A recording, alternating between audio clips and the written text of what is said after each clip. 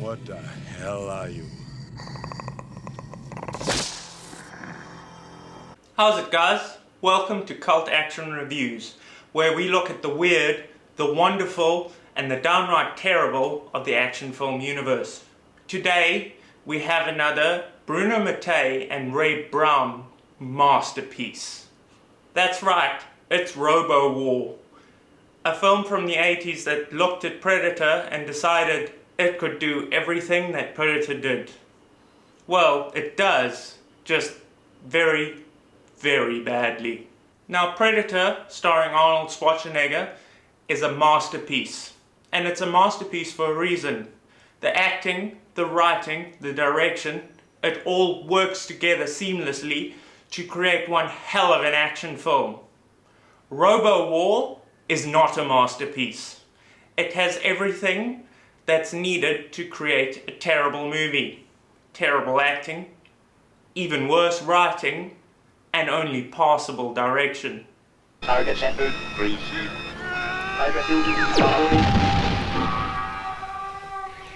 The fact that Bruno Mattei saw Predator and thought that he could pull it off is the biggest joke of the entire thing.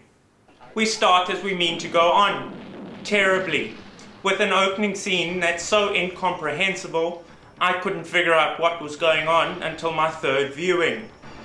We cut between random scenes of a helicopter, some guys inside a helicopter, and the knockoff Predator vision, which is so bad I can't even tell what's going on the screen. We get multiple explosions that happen later in the movie happening now because they needed something to pad the runtime. And we also get to learn what the bad guy is. It's a robot designed by the government, kind of like RoboCop if they had no money. Gentlemen, we can rebuild him. We have the technology. And now this robot has gone rogue, because don't they all? The film then jumps to this scene where we establish BAM. Bam. What's BAM, you ask? Well, BAM are these guys. Here we have Corporal Neil Corey, expert heavy weapons, top marksman rating. Private Larry Garino, crack reconnaissance man, known as Diddy or Diddy Bop. Ex-Vietnam medical officer, Alfred Bray, dubbed Papa Doc. Sonny Peel, martial arts expert. His friends call him Blood. Nung Quo, forward scout and point taker, renamed Quang, carryover from the Vietnam campaign. And this is our coordinator, Major Murphy Black. And BAM stands for... Big-ass motherfuckers. This scene also serves to introduce this guy, Masher, who's our Carl Weathers stand-in. And this guy, sure as hell, ain't no Carl Weathers. Now you pissed me off! And that's for damn sure. It also points out that in their haste to rip off Predator, the writers completely missed what made Predator so good. Remember how in Predator, Carl Weathers sent Arnold Schwarzenegger and his team in because he needed a team that was the best. And Schwarzenegger's team didn't do assassinations. So Carl Weathers came up with this elaborate ruse of a cabinet minister being held hostage by the rebels. So he could get Dutch's team, who are rescuers, to go in and rescue him. That set up the antagonism between Carl Weathers and Arnold Schwarzenegger. But in Robowar, they completely missed the point of that. In Robowar, the team is kept into the dark as to what they're fighting, not because it makes sense for the plot, but because they did that in Predator. And this script is just ripping off Predator. Well, we'll have to keep them in the dark. We'll pass you off as the mission's technical advisor. And I mean that, because telling the crack commando team exactly what enemy they're going to be up against would help them take out that enemy. But this film doesn't have time for logic. Now we're introduced to this film's version of the badass helicopter scene from Predator. Remember how in Predator the scene was incredibly atmospherically lit, fast-paced, and well-written. Well, the scene in Robowar is none of that. It's lethargic, boring, and terribly written, which is basically everything that Robowar is. It's the antithesis of Predator. The crack commando unit in Robowar is introduced in the most terrible way possible, because in this scene it's shown that they don't work together very well and they all hate each other. They're calling each other racial slurs, homophobic slurs, getting drunk, and just generally being dickheads. Fun fact, these guys were actually getting high here, and the film crew just decided to film it. Now, I know a lot of men hate to admit it, but this right here, this is peak fashion. Simple. You have to beach 2 rafts.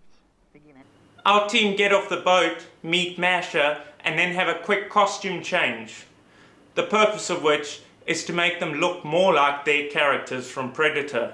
And then we segue into the first of many, many scenes where the team is walking through the jungle set to music.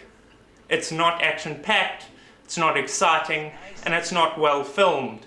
And trust me, the music in this film will dig its way through your ear canal and bury itself into your brain and stay there for the rest of your natural-born existence.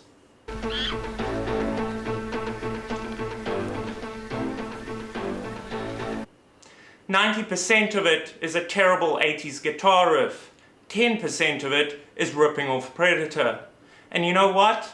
I wish they'd ripped off Predator more, because Alan Silvestri's score is amazing. And when this score rips that off, it sounds passable. Otherwise, it's just the same generic guitar riff over and over and over again. I swear my ears were bleeding by the end of this film. Move along, Doc. You walk like a ruptured duck. Huh? How does he even know what a ruptured duck walks like? Actually, you know what? I don't want to know how he knows that. I'd rather not think about that anymore. Moving on. We also have the first of many, many scenes where they rip off Predator's iconic shooting all the ammunition they have into the jungle scene. This movie loves that part, because this movie thinks that what made Predator good was lots of shooting, lots of screaming, and lots of explosions. And sure, Predator had those things, but that's not what made Predator good. In fact, let's talk about that scene in Predator. I mean this one.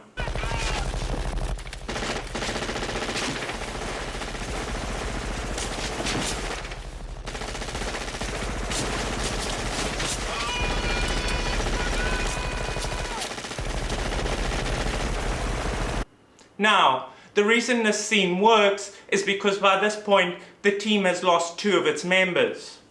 They lost the one that everybody knew was going to die, and the one that nobody thought was going to die, Jesse Ventura, who had just got done saying he hadn't got time to bleed. He had the biggest gun, the coolest hat, and some of the coolest lines in the film up to that point. Nobody expects the big guy to die so soon, so when he does, it's a shock to the entire audience.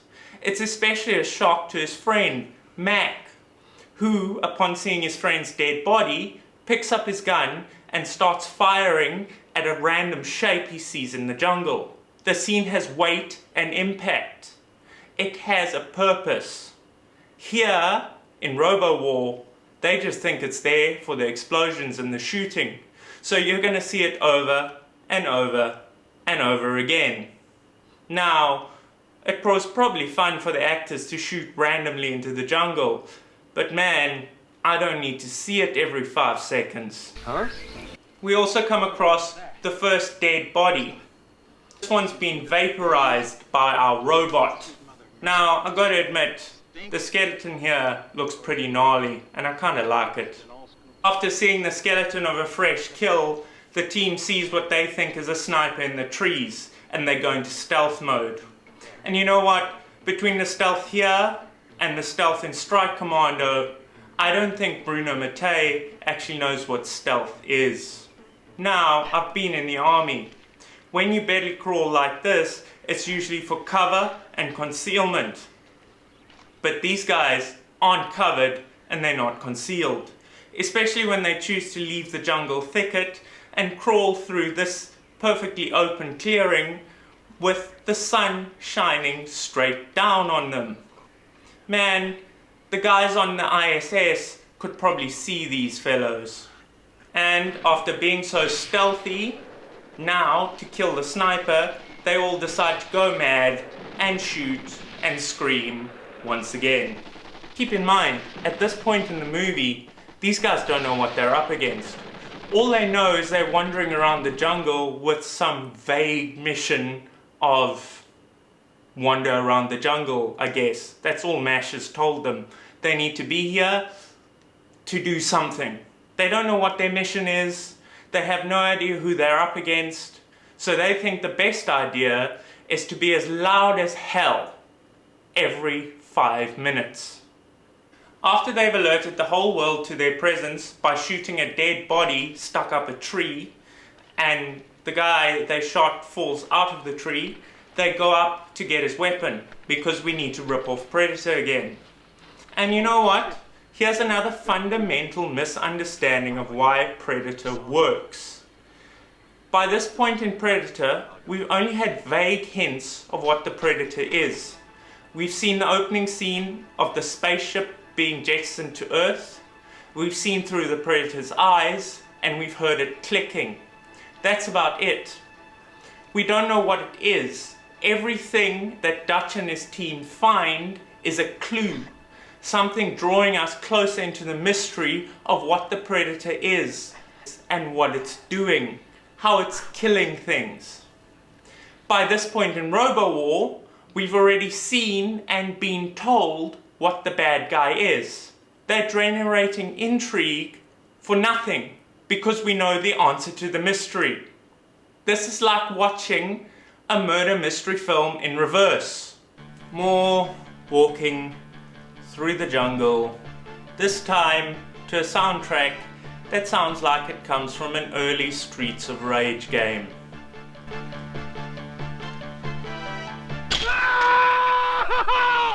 Ah yes, what a professional. Steps on a trap, screams at the top of his lungs, and alerts anyone in the area to his team's position. Although, to be fair, any enemy in the area that doesn't know where these guys are must be deaf as a post. I can't hear you! I'm gonna go check it out. You stay here and say your name every 30 seconds. You're gonna leave me here? By myself? Just obey orders. Remember, every 30 seconds. Every 30 seconds, huh? Okay. Stay here and say your name every 30 seconds? Now, I think Reb Brown's screwing with Masher here, but still, say your name every 30 seconds in an enemy-infested jungle so that the enemy can hone right in on you and the rest of your team. Ugh. This poor friggin' snake, man. Put yourself in its position.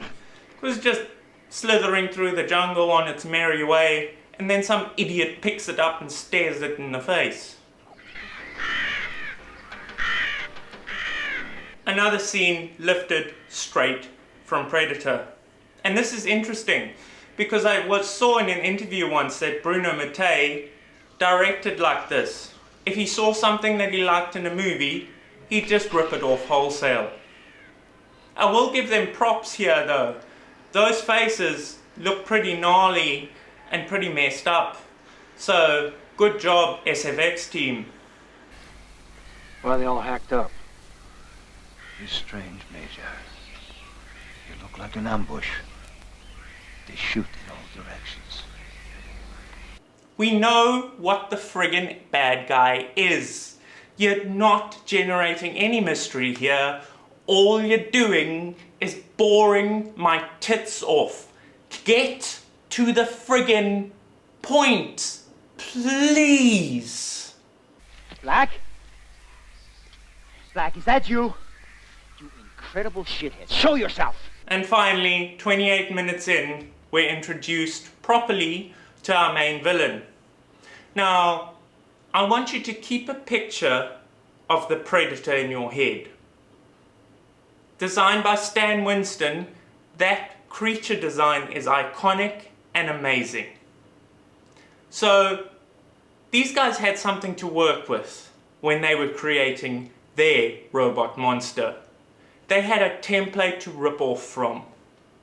You would think they could have done something decent. No. This is what the robot looks like. Yep, that's it. Our robot is a guy in motorcycle leathers and a helmet. Fun fact though, the dude playing the Predator knockoff here is actually the writer of this film. And it's the same writer who wrote and directed Troll 2. Oh my God! Which should give you an idea of why this film is so terrible. Another fun fact though, this dude fainted twice while wearing this getup. That's because it's friggin' hot in the jungle. And this guy was in black leathers and a helmet that didn't let him breathe. So he almost died for this movie. Let that one sink in. Imagine if he died for Robowar. After more walking through the jungle to the same awful music, we get introduced to the only female character in this movie, played by a soap opera star. She and a bunch of other people are being chased down the road by rebels in trucks. Now, I see this and I can't help thinking that the best course of action is to run off the road, get into the jungle. But nah, run straight down the open road while guys with guns are behind you with their rifles aimed in your direction. No wonder they all die. They friggin' deserved it. One thing I love is how our crack commando unit wait until everyone but the pretty girl is dead before they do anything. 3. Ah yes, the magic word, 3. Fun fact guys, if you say 3 to any hostage taker in the world, they'll automatically drop their hostage and leave themselves open to be shot. Although I think this is a bit of overkill. These guys have brilliant battle tactics. If they see a bush move, they open fire with everything they have. If they see their enemies step right out into the open and they're wearing a motorcycle outfit, they run away in terror. Also, every now and again, the fake predator pops up with its fake predator vision and goes pre-seed, pre-seed, pre-seed, pre-seed. This thing is like a more annoying Dalek. Could it be? Maybe a machine. This night scene actually has a purpose. Almost 40 minutes in, our heroes are finally given a friggin' objective. She comes from a village that's been attacked. So we're finally going to get our heroes doing something useful instead of shooting at bushes. Oh, for fuck's sake. But of course, instead of doing something useful and just hopping to the next action scene, we have to get more of our heroes walking through the flippin' jungle to this soundtrack. Make it stop, God, please. Anybody, make it stop. And after what seems like an eternity for yours truly, we finally get some hope for some action. As our heroes come across the village, a village full of bamboo huts.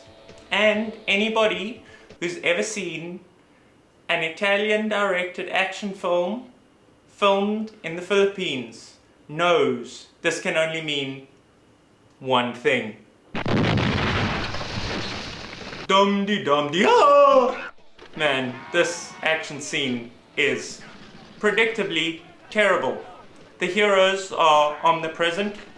They are able to hit things without even aiming, and none of the bad guys can kill any of them. because of course they can't. Actually, hang on. This scene reminds me of something.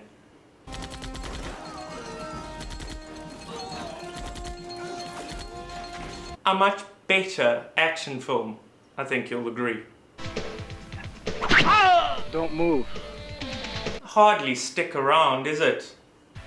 And now, after 45 minutes of nothing, we finally get something happening in this wretched film. One of our heroes gets killed by the predator thing.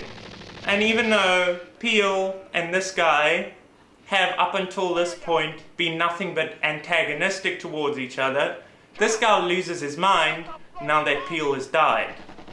It's probably because the filmmakers realized they'd wasted 45 minutes on nothing and had to now knock off team members as quickly as possible. So this guy loses his mind and goes after he. What do you mean he? It is he. In another display of tactical genius, instead of just following the guy that just walked away in front of their face, they all split up in every direction except the direction the guy went in. How can one man do all this? Well, suppose he is the man. You know, something more than a man. I know expecting this movie to make sense is like asking the sun not to shine, but man, Masha, come on, just tell them what they're up against. It'll help you capture him. If they don't know what they're up against, they're all just gonna die. And we find out later that Masha actually knows how to disable the robot. He has the perfect way to disable it in his kit. So him not telling them what the thing can do is just more yelling and shooting, of course. And here's something else. The Predator thing in this film, he's not invisible. He doesn't have a cloaking device. He's just a dude in a black motorcycle suit. So them shooting off into the jungle randomly all the time, it doesn't make any sense. Fire, on target, on target, on target, on target, Of course Diddy Bob gets killed, the absolute idiot, and they find his arm. But they also find something else. Reb Brown knows the man these dog tags belong to. So here's our major difference. Our Predator knockoff is actually also a Robocop knockoff. A resurrected soldier, a former comrade of Reb Brown's. But I'm talking Robocop if they had the budget of a can of Pringles and maybe a Diet Coke. More walking through the jungle. And I'm starting to lose the will to live here, guys. I really am. Oh good, they're shooting up the jungle again. With the amount of times these guys shoot the jungle in this film, by the time Bruno Mattei and the film crew had left this area, they'd probably deforested most of the Philippines. Yep, after being threatened, Masha finally comes clean about what it is they're hunting, about 50 minutes into the movie, because the plot needs to move along a little bit. And I use the word plot very, very loosely. We then get a flashback to how Murphy knows the guy that was turned into the Predator knockoff. And he's absolutely the dumbest soldier alive. Jesus Christ, we're in a minefield! Everybody free! I'll go on ahead! And this guy decided that the best course of action was to run forward, where all the mines are. Gordy, hang back! There's a line Masha says later about how they chose Reb Brown's friend to turn into the Predator knockoff. He'd been singled out to us as the toughest and most brilliant expert in every kind of guerrilla warfare. This guy, the guy that said, "We're in a minefield," and then ran forward into the minefield. Yep, Masha was a fucking idiot. And since several minutes had passed since we last had a character death, the film realizes, oh shit, I need to kill someone to move this along. Papa Doc's the next one to go, although this is brilliant because he does a hilarious job of trying to sell that something's grabbed his feet in the river. Jesus Christ, it's pulling me harder! What the hell's going on? So Papa Doc gets dragged downstream, everybody screams and runs after him. Papa Doc wakes up on the riverbank and decides the best course of action is to run into the jungle, even though it would probably be easier to find your friends, mate, if you walked along the riverbank upstream because they're coming downstream. Tactical geniuses. By this point, my ears are bleeding, my brain is mush. I have heard so many times, guys. I am losing it. And I've still got half an hour to go in this movie. These stupid characters need to hurry up and walk to their deaths already, because otherwise I am going to lose it entirely. Scary as all hell. Hey, what's that on your foot? Oh, I don't know what that could possibly be by his foot, dude. I don't know, maybe part of a killer robot that's been hunting you this whole friggin' movie? Funnily enough, the film actually heard my pleas. And now they do the scene from Predator where they set up all the booby traps. Only in this film, they've got enough time to build an entire barracks out of logs. I don't know where they got the time to cut down the trees, how they cut down the trees. I don't know how they managed to build such a complex structure in so little time. Man, it hasn't even gotten dark yet, but I'll forgive it. Okay guys, at this point, I'll forgive anything as long as this film just ends. And they actually heard me, because now characters queue up to die. The first to go is Masha, who decides to use the remote that can turn off this robot, because of course it can be turned off by a remote, it's a robot. That's how killer robots work, guys. You just pick up a remote and go click, and they just shut down. But this doesn't go so well for old Masha. But this means that they have to get the remote now. So the other guy goes, oh well, I'll go and get it. And he goes out, picks it up, and decides the best thing to do is stare at it gormlessly while the Predator knockoff comes up to him and punches him so hard in the gut that he rips off another scene from Predator. Now the Predator knockoff has a remote that can turn himself off, and he decides, you know what, I can just blow up this barracks. Might as well just do it now. And the good guys run off. If this robot could have blown up the barracks, why didn't he do it earlier?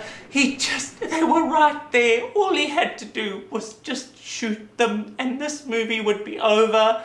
But no, there's another half hour to go, guys. Half an hour of this. You know what I said earlier about Bruno Mattei seeing scenes in other movies that he likes and ripping them off wholesale? Well, here we go. Billy's death scene in Predator ripped off. But what's interesting about this is you can see how a good director makes a scene work, and a bad director doing the exact same thing can't make the scene work for toffee. The good guys now run through the village from Strike Commando. The woman suddenly decides she can't make it and has no energy left. They have a little bit of a talk and realize, holy shit, there's a hospital near here. We might as well go there. A hospital that no one's mentioned up till this point, but I don't care. We're getting close to the end here. I just need to get to the end. And what do you know? Now that she knows where the hospital is, suddenly she's remembered about it. Now she can run. And we get to the hospital and we have a MacGyver moment where Dr. Lady says that they can make napalm out of the random assortment of chemicals that they have in the hospital. I don't know if that's standard hospital stuff.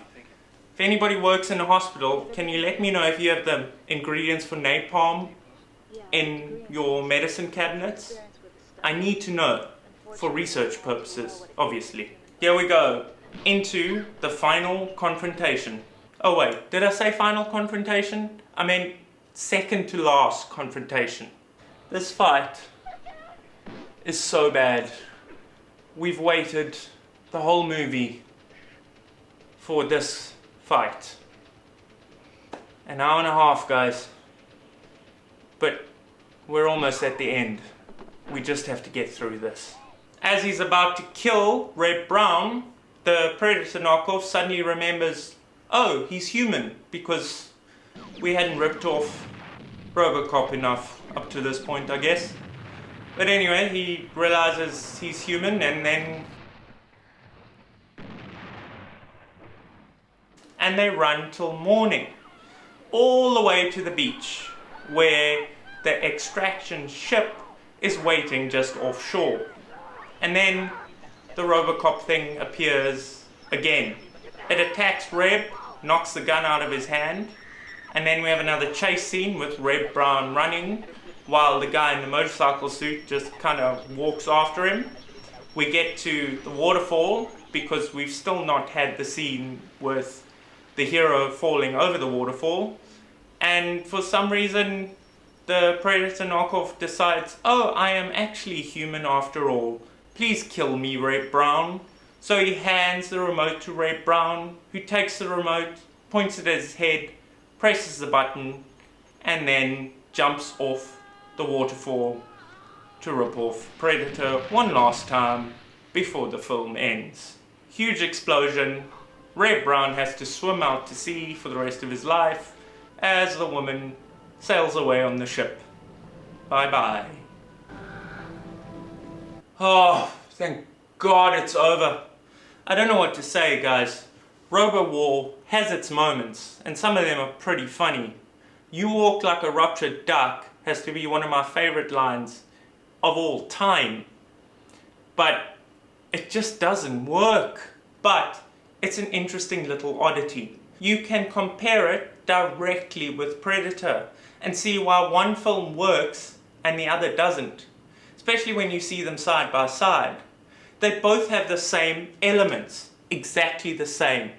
But one is made by people who knew what they were doing, and the other is made by Bruno Mattei, who never knew what he was doing. Ever. He knew how to rip off people though. It's not a very good film, and unless you want to compare and contrast with Predator, it's really not worth watching. I gotta admit though, the funniest moment of this film comes at the end, when there's a copyright notice. Yeah, a copyright notice for the Temu version of Predator. Anyway guys, I hope you enjoyed this week's edition of Cult Action Reviews. I look forward to seeing you next time, and until then, keep watching action movies.